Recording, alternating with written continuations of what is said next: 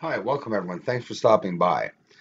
The surface of objects that are around the moon during the year 2017, this year that I've been capturing. This object was caught yesterday, October 8th, and it was caught October 6th.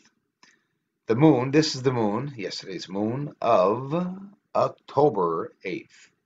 I was outside taking photos because I was intrigued by the question somebody asked me about what constellation is behind the moon. And like at the moment that I caught the red planet, I can't see enough of the stars really behind. I think it was Taurus, but tonight, last night, October 8th, I did confirm.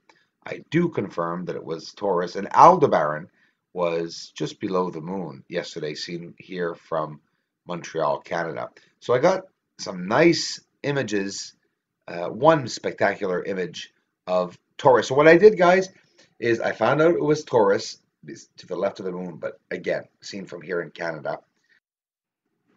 So what I did is I went and got the shot just top left of the moon, and I'm going to show everyone what it looks like right now on, well, as of yesterday, October 8th, behind the moon.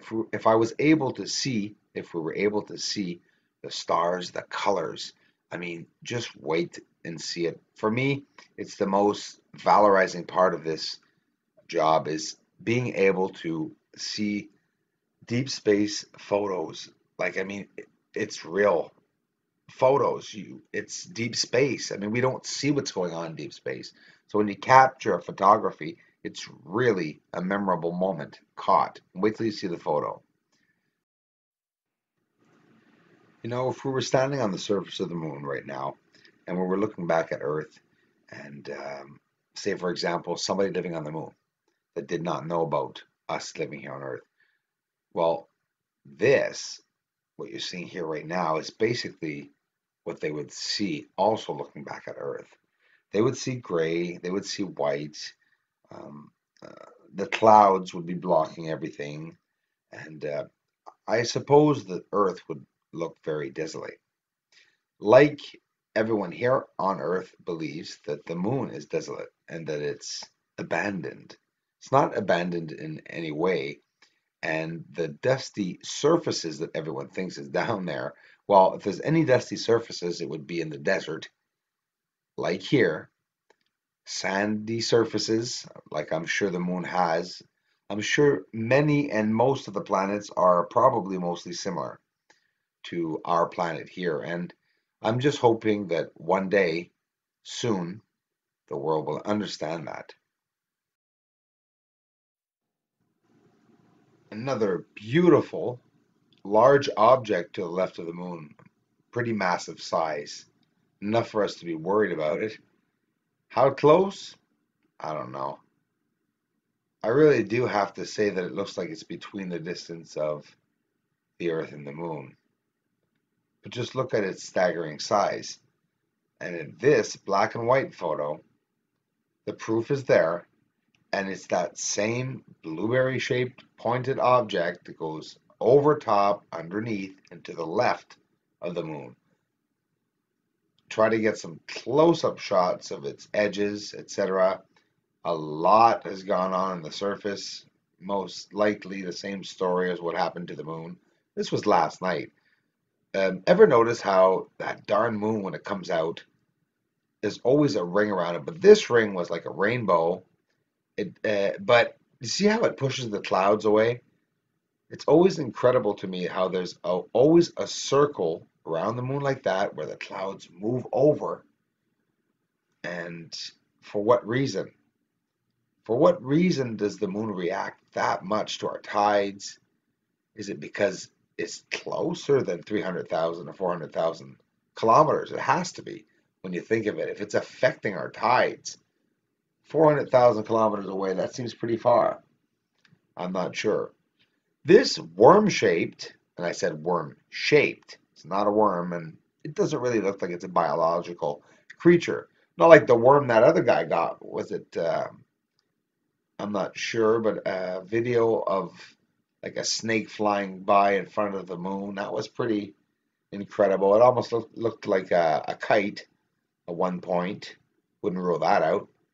Um, with a long tail. Well, this sort of has a tail too. A long tail, actually. You'll see a bit later. And this is just to show you that this is the size of the moon, and it's underneath. What I'm doing here is that I lifted up the moonshot, and we see this really close to the moon at the bottom. That's moving around. And as it was moving around, well, it changed shapes. There was a part that was bending, and it sort of rolled up like into a ball at one point. It just, these things fascinate me, and they go by all the time, and we don't document them. And I think we should. Here, the same object, but as it's going further, you see this long tail now whipped around the back, and like, what the heck is it? This one, I'm not sure if it's the blueberry asteroid that I named the blueberry, the grape. It looks like a grape or a raisin if you want. I really do believe it is, but I do think this one's been hovering around the moon for at least a year now. And it's not small, really not small, and it is visual. It can be seen, but again, in photos you can't see it with the naked eye. You can see some spots. Sometimes you might think, oh, I could see it, maybe faintly, but I mean, you really have to know that it's there. I mean, sometimes it's not even showing up in the photos unless the post processed. Here it is. It's very big. And see the tail at the back. And what I mean by tail is that there's literally a big debris field. It's losing a lot of debris. And I mean, how big is this debris field? Like, is this going to plummet to Earth after? It's just losing all this debris. Here's a beautiful photo of it. Um, these are asteroids that I catch and objects that are in and around the moon. I mean, it's just something that I've been documenting for the past year and a couple of months, and I'm telling you, there's so much that can be seen. I wish I had more time to document more. I'm sure I'd catch a lot more. So, what are we looking at? What are the stars that are around the moon right now tonight? Or should I say last night? It's Aldebaran, bottom left of the moon, that closest star, not quite the closest one, but the brighter one, pretty close to it on the bottom, is Aldebaran. But over top and at the back here, seen from Canada, Montreal, where I am, I can see the constellation of Taurus. So, guys, see the top right there, the stars that you're seeing? Well, this is the exact photo that was calibrated that you can see. Beautiful. These are the stars in Taurus. Look at the beautiful green, mysterious deep sky object in the center there. Beautiful stars. You can see many stars right now in the constellation of Taurus right here. And Aldebaran, of course, is about the same distance of this photo underneath, and the moon, of course, to the east, to the right side. I'm just an observer. I'm a witness of what's going on in space without necessarily understanding it. And it's not necessary right now. It's just being a witness of it, observing what the other species or our human race is doing in space. Either way, these beautiful anomalies are for us to discover. These are the website contributors. Thanks to them, we're getting a 14. Now, as for WSO YouTube channel, what's wrong with some of these people? Some of you people are, what is it with you that asking me if I'm advertising for WSO?